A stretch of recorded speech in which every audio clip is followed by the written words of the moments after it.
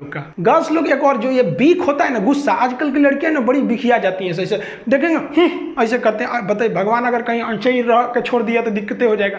तो ऐसा बीख मत किया कीजिए। जिंदगी में जो इंसान अपनी जुबान पे कंट्रोल कर लिया ना कि हमको क्या बोलना है, और गुस्सा पे कंट्रोल कर लिया ना, पूरी दुनिया को जीत सकता है। कभी भी शब्दों का इस्तेमाल सोच समझ के कीजिए। शब्द का इस्तेमाल भोजन की तरह होता है। जिस तरह से भोजन परोसने से पहले चख लेते हैं, वैसे ही आप लोग भी किसी से बिहेव करने से पहले एक बार उसको चख लिया कीजिए कि ये शब्द मेरे लिए अच्छे हैं कि नहीं। एक बार क्या था कि हम क्लास में पढ़ाते हैं, लड़कियां लेट हो जाती, जो लड़कियां देख रही हैं उनको पता होगा, अगर लड़की गलती से भी क्लास में लेट आई ना तो उसको बहुत बोलते थे हम। लेकिन मंडे टू फ्राइडे क्लास रहता था, सैटरडे संडे जो एक्स्ट्रा क्लास रहता था उसमें हम खुद ही 15, 20, 25 मिनट लेट हो जाते थे हम, क्योंकि सैटरडे वाले क्लास 3-4 घंटा चलता था, तो हम भी थोड़ा सा लेट हो जाते थे।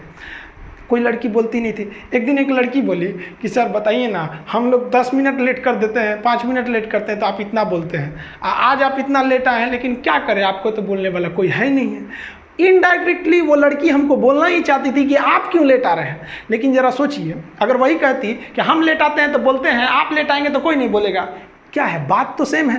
लेकिन इतना बेहतरीन ढंग से बोली ना कि हमको खुद ही रियलाइज़ हो गया। हम कहें कि तू हमको सिखा रही है, हंसी मजाक में ख़त्म हो गया यहाँ चीज़ को। तो ये अगर आपको बोलने का तरीका आ गया ना, तो आप किसी को डांट भी दीजिएगा तो उसको समझ में नहीं आएगा कि जो हमको डांट रहा था, रियली में तो हमको डांटिए रही थी वो, लेकिन कितना घुमा के डांटी। तो गुस्सा पे कंट्रोल कीजिएगा।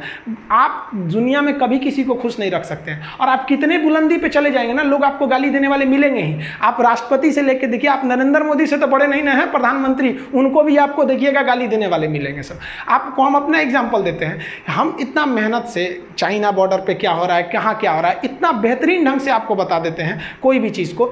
अभी क्या किया, एक लड़का कमेंट किए, देखिए इनका कमेंट देखिए, हम जानबूझ के आपके सामने लाए। लिखे कि साले पैसे की फंडिंग करके तू पाकिस्तान को ट्रांसफ़र करेगा।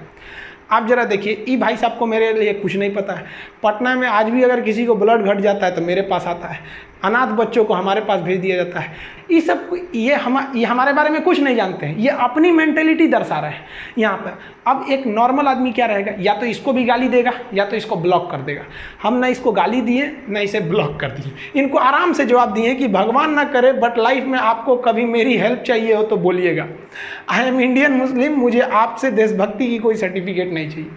आप बताइए, आप 100% कभी किसी को सेटिस्फाई नहीं कर सकते। कुछ लोग ऐसे होते हैं जो केवल इसीलिए पैदा हुए हैं कि दूसरे चीज़ में कमियां निकालें। आप ताजमहल घूमने जाइएगा, वहाँ भी ताजमहल की लोग कमियां निकालेंगे, और वो लोग कमी निकालेंगे जिनका खुद का घर कुछ काम का नहीं है, वो लोग उसमें कमी निकाल देते हैं। और इस तरह के घटिया लोग 1 से 2% हैं, बाकी 98% लोग अच्छे हैं। लेकिन समस्या क्या है कि वो 98% लोग शांति से रहते हैं, और यही तो खचरई करते हैं, ये दिख जाते हैं तो हमें लगता है पूरी समाज खराब है। नहीं बाबू, ऐसे लोग केवल 2% है, और इन्हें कोई नहीं ठीक कर सकता है। ये लोग कभी नहीं सुधरेंगे।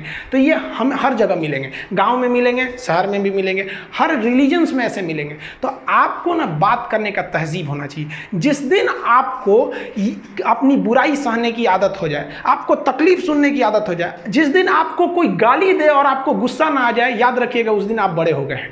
उस दिन समझ जाइएगा कि हाँ हम बड़े हो गए, अब नहीं। वरना ऐसा नहीं कि दाढ़ी मूंछ आ गए आप बड़े हो गए तो इससे बड़ा कहा जाता है। इंसान मेंटली बड़ा होता है। आपको पता है, ये भाई साहब मेरा फिर से रिप्लाई किए थे कि सॉरी सर हम आपके बारे में बोल दिए, लेकिन अगर हम इसे गाली देते तो ये फिर पलट के गाली देता, क्योंकि शुरुआत में ही गाली दिया हुआ था। तो सत्य और अहिंसा का मार्ग आज भी जिंदा है, केवल अपनी जुबान पे आप कंट्रोल रखें।